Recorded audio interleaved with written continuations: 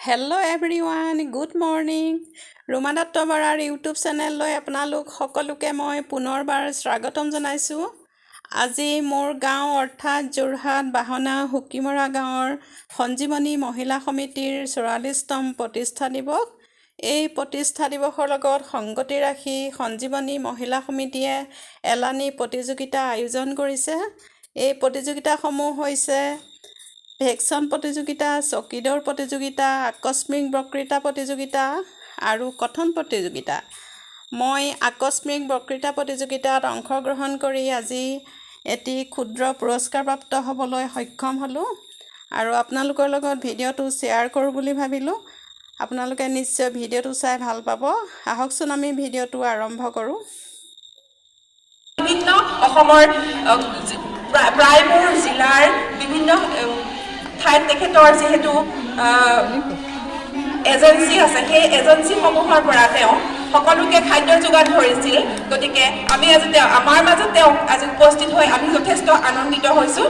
মই তেখেতৰ প্ৰথমতে আপোনালোকৰ আগত চিনাকি কৰাই দিছোঁ।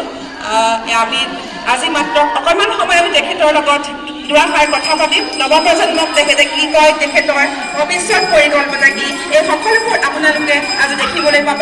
চাই থাকক আমাৰ সঞ্জীৱন লাইভৰ এই পোনপটীয়া সম্প্ৰচাৰ। নমস্কাৰ বাইদেউ। আমি ইতিমধ্যে গম পাইছোঁৱেই আপুনি ইতিমধ্যে অসমৰ বিভিন্ন ঠাইত আপোনাৰ ব্যৱসায় প্ৰতিষ্ঠানৰ এজেণ্টবোৰ আছে। এই সম্পৰ্কত আপুনি কি ক'ব? আমি প্ৰথম ব্যৱসায়টো আৰম্ভ কৰিছোঁ ক'ভিডৰ সময়ৰ পৰাই। প্ৰথম ব্যৱসায়টো আৰম্ভ কৰিবলৈ আমি জিৰ'ৰ পৰাই আৰম্ভ কৰিছোঁ। ব্যৱসায়টো আৰম্ভ কৰি আমি যথেষ্ট সফল পাইছোঁ। যিহেতু ক'ভিডৰ সময়ত বিৰাট অসুবিধা হৈছিলে, মানুহখিনি খাদ্যৰ সংকটৰ অভাৱ হৈছে, কিন্তু আমি সময়ৰ লগে লগে ইমানেই আমি সুফল পাইছোঁ বা অগ্ৰগতি কৰিছোঁ যে ব্যৱসায়টো আমাৰ দুপে আগবাঢ়ি গৈ আছে। হয় বাইদেউ, আপোনাৰ লগত আৰু কিমান অসমৰ আমি ইতিমধ্যে গম পাইছোঁ অসমৰ বিভিন্ন জিলাত আপোনাৰ যিবোৰ মানুহ আছে সেই সকলোবোৰ স্বাৱলম্বী হৈছে, সেই সম্পৰ্কত আপুনি কি ক'ব? হয়, বহুতো লোক স্বাৱলম্বিতাৰ পথ নতুনকৈ বিচাৰি পাইছে। যিহেতু আমি চৰকাৰী চাকৰিৰ পিছতে নদৌৰি নিজে আমি কৰিব পৰা কামখিনিকে আমি ব্যৱসায়িক ভিত্তিত কৰিছোঁ। যথেষ্ট উপকৃত হৈছোঁ। মোৰ লগত এতিয়া 12টা পৰিয়াল স্বাৱলম্বিতা হৈছে। তেওঁলোকে নিজৰ সংসাৰো ধুনীয়াকৈ চলাই গৈছে। যথেষ্ট তেওঁলোকৰ পদোন্নতিত আগবাঢ়ি গৈ আছে। হয় বাইদেউ, খুব ভাল খবৰ। বৰ্তমান নতুন প্ৰজন্ম চাকৰিৰ পিছত দৌৰাৰ, আপুনি চাকৰিৰ লগত দৌৰি নাথাকি চাকৰি কিছুমানে উদ্যোগ গ্ৰহণ কৰিছে। এইসমূহ সঁচাকৈ আমাৰ অসমীয়া ঘৰৰ কাৰণে এক আদৰ্শৰ স্বৰূপ। এই সম্পৰ্কত আপুনি কি ক'ব? হয়, মই সেইটোকে কওঁ সকলোকে যে আমি পঢ়া শুনা কৰিব লাগে। পঢ়া শুনা কৰিলেও আমি যে অকল চাকৰি নাপাই দুখ মনেৰে বহি থাকিলে নহ'ব ঘৰতে, যে চাকৰি নাই আৰু ইমান পঢ়িলোঁ শুনিলোঁ কি হ'ব, কিন্তু তেনেকৈ ভাবি নাথাকি মই সকলোকে অনুৰোধ কৰিম। বাকী উৎসৱৰ সময়ত আপোনাৰ পৰা থলুৱা খাদ্য বা নিৰামিষ খাদ্য বা কোনটো জন্মদিনত কেনেকুৱা ধৰণৰ বস্তুবোৰ বিচাৰে সেই সম্পৰ্কে আমাক অকণমান ক'ব নেকি? তাৰ পৰা আমাৰ নতুন প্ৰজন্ম যিয়ে কোনোবাই যদি ব্যৱসায়ৰ লগত জড়িত হ'ম বুলি ভাবিছে তেখেতসকল উপকৃত হ'ব। হয়, মই খাদ্য যোগান ধৰাৰ লগে লগে আমি পিঠা পনা লৈ লওঁচোন। বিশেষকৈ তিল পিঠা, ঘিলা পিঠা, নাৰিকলৰ লাড়ু, এইখিনি আমি বহাগ বিহুৰ সময়ত বিশেষকৈ বেছি আমি লাভৱান হয়। যিহেতু বহাগ বিহু বুলি নহয়, আজিকালি ৰাজহুৱা মিটিং বা এনেকুৱা অনুষ্ঠানবোৰতো পিঠা পনা আমি বহুতো অৰ্ডাৰ পাওঁ। আৰু মাঘৰ বিহুৰ সময়তে হওক বা কাতি বিহুৰ সময়তে হওক, আজিকালি বিশেষকৈ ঢেঁকীৰ মানুহৰ ঢেঁকীৰ খুব ব্যৱহাৰ নহয়, যিহেতু মিক্সি, গতিকে আমি মিক্সিত খুন্দাটো আমি ঢেঁকীৰো ব্যৱস্থা কৰি লৈছোঁ। সেইমতে আমি পিঠা পনা আমি অৰ্ডাৰ মতে আমি যোগান ধৰোঁ আৰু আমি ৰাজহুৱা অনুষ্ঠানবোৰতো আমি অৰ্ডাৰ লওঁ আৰু তেনেকৈ আমি তেনেকুৱা অনুষ্ঠানবোৰতো যোগাৰ ধৰোঁ। হয় বাইদেউ, পূজাৰ প্ৰস্তুতি খুব সুন্দৰ চাগে। তেতিয়াহ'লে পূজাত চাগে আপোনালোকে বহুত ধৰণৰ অৰ্ডাৰ আছে। হয়, এটা কথা আচলতে সুধো বুলি ভাবিছোঁ, এতিয়ালৈকে আপুনি পূজাত কিমান কালেকশ্যন হৈছে, যদি আপুনি বেয়া নাপায় ক'বলৈ?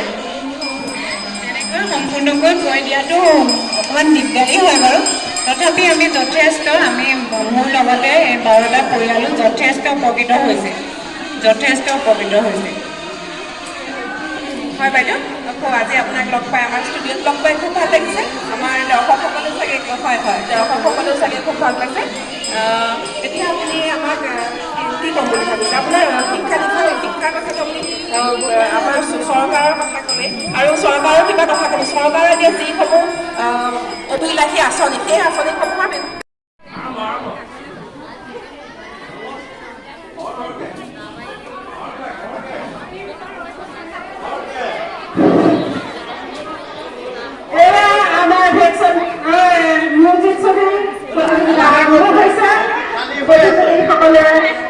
সমানলৈ নিজৰ আসনৰ পৰা আঁতৰি গৈ তেওঁলোকে মিউজিক ছবি প্ৰতিযোগিতা আৰম্ভ কৰি খেলি আছে গতিকে এতিয়া অলপ খৰকে চকী ঢেৰ খালি আছে খৰকে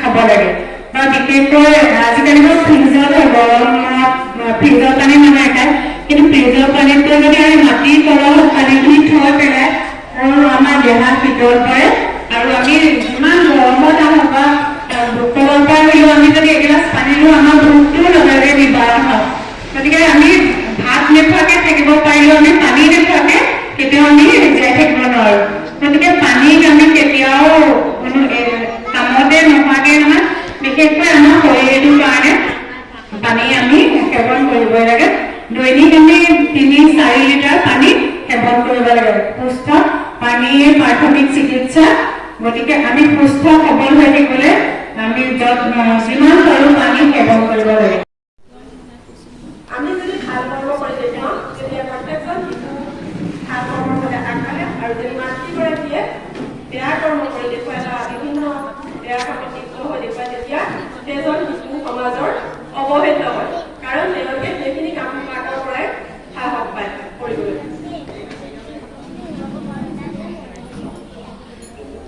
ঘৰখনেই হ'ল শিশুৰ বিদ্যালয় মানে মাতৃগৰাকী হ'ল প্ৰধান মাতৃগৰাকী যেতিয়া গৰ্ভাৱস্থাত থাকে তেতিয়াৰ পৰাই শিশুৰ প্ৰত্যেকটো কথা মাতৃগৰাকীৰ প্ৰতিটো চাল চলন ভাল If wealth is lost, nothing is lost. If health is lost, something is lost. If character is lost, everything is lost. গতিকে পিতৃ-মাতৃয়ে সন্তানক কিমান সন্তানলৈ কিমান সম্পত্তি দিব সেইটো ডাঙৰ কথা নহয় এজন সন্তানক কিমান চৰিত্ৰবান বুলি সেইটোৱে দিয়া মাতৃ শব্দটো অকল জন্ম দিয়া জগতত শ্ৰীকৃষ্ণৰ জন্মদাত্ৰী মাতৃ নাছিল